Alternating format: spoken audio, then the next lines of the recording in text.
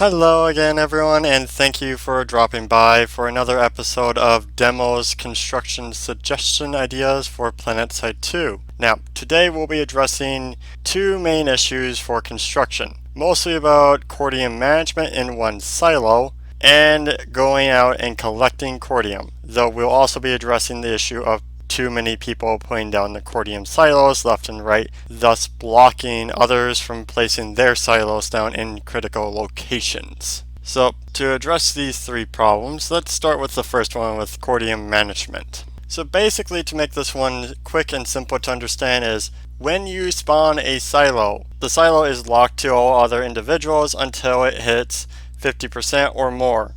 Until then, the only people who are able to pull from said silo to make structures or other things, like vehicles from a vehicle pad, would be the owner of the silo or anyone in the owner's squad.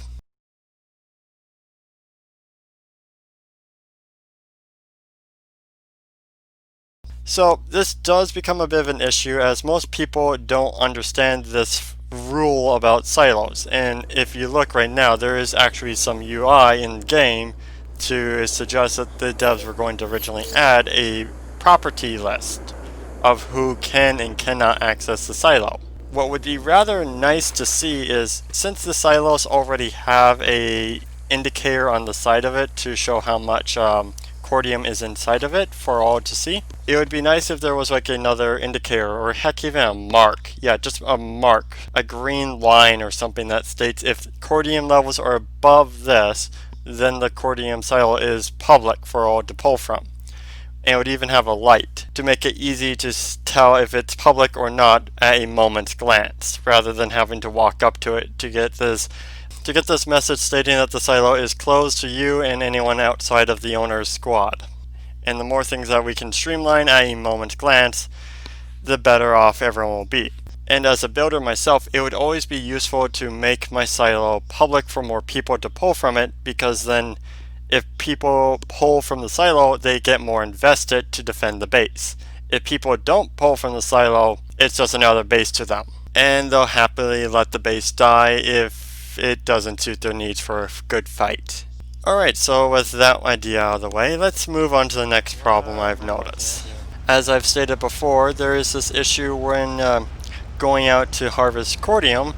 There just seems to be abundance of people during a peak hour, and heck, some even during off hours, who go around mining up all the Cortuim and plopping down Cortuim silos left and right. Now, usually this wouldn't be a problem if everyone was just building with the Cortuim, but instead, what they do is they just pick up the silo and then move it somewhere else wherever they can find Cortuim to mine, as they're doing this for XP mining, which almost feels like a way of doing XP padding, but oh well.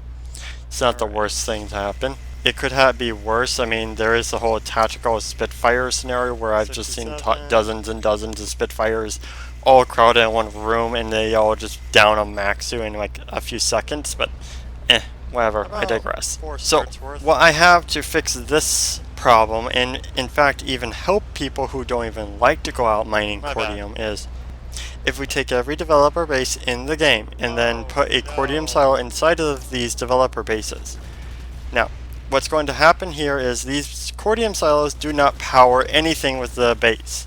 They are just there to store Cortuim, and then to have this other property. If a player were to drive up to said silo with a ant, they can park their ant in front of it on a pad or something, walk up to a control terminal, or even access a UI in the ant, and pay some nanites to pull some Cortuim out. This way we minimize the amount of Cortuim that is being wasted in the world being harvested.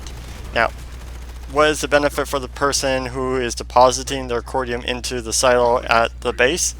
Well, rather than depositing that Cortuim into their own silo somewhere else and taking up valuable real estate for just plopping down your silo, they're now getting a 50% extra XP bonus for driving up and depositing their Cortuim to a base. And if that base's silo fills up, then they have to go drive somewhere else and fill up that silo instead.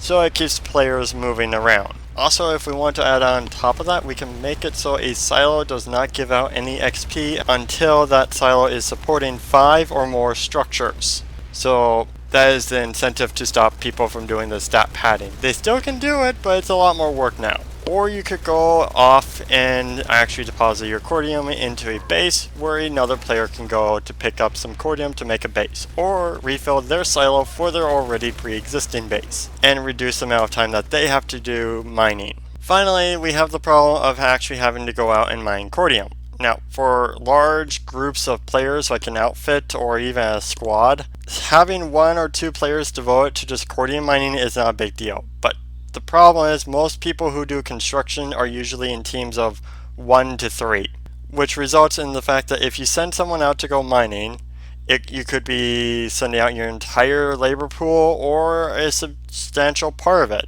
which can hence leave the base vulnerable to enemy assault. So a friend of mine actually suggested that why don't we add a automated ant garage, where basically you throw down a Sunderer garage and you pay a small fee of cortium and you get an automated ant that will check, say, 1k meters out in all directions from your base for any cortium. Then they would come back. Now, these ants could be very well weak and defenseless and be easy pickings, or they could be, how would I say, a Spitfire, but on wheels. Honestly, not the worst idea. And it would actually free up one headache from the players, though they could always go to a base if the other idea of the cortium silos in the bases was a thing, where they could go into the base, pick up a load of cortium at the snap of a finger, and then drop that off, but this idea works too. In any case, I think that does it for today. Thank you for listening to me if you still are, and have a good day, and I'll see you next time on my next episode. Bye!